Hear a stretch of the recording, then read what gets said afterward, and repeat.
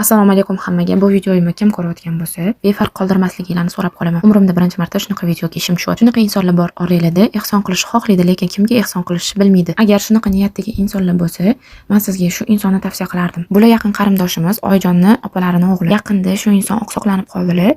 Tekshir qilib yurishsa, bu grij emas ekan, miyadan ekan. Miya faoliyatining o'zgarishi tufayli shu narsa tanadagi a'zolarga ta'sir qilar ekan. Xullas, gap qisqa qilaman. Boquvchi bitta shu inson ismlari yozilgan, mana qog'ozda ko'rishingiz ham mumkin. Abdurasulov Abdulaziz. Davlat ishida ishlamaydilar, 2 marta borib keladigan, kir qiladilar.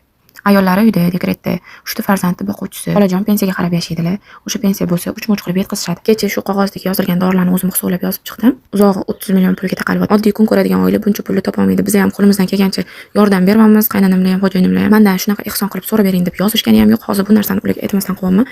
Balki pul yig'ilsa xursand bo'lishardi degan maqsadda. 5 mingmi, 10 mingdan yig'ilsa ham qanday yordam bo'ladi degan umiddaman. Qo'lingizdan kelmasa, yaqinlaringizga jo'natib like bosib qo'ying, shu ham katta yordam bo'ladi.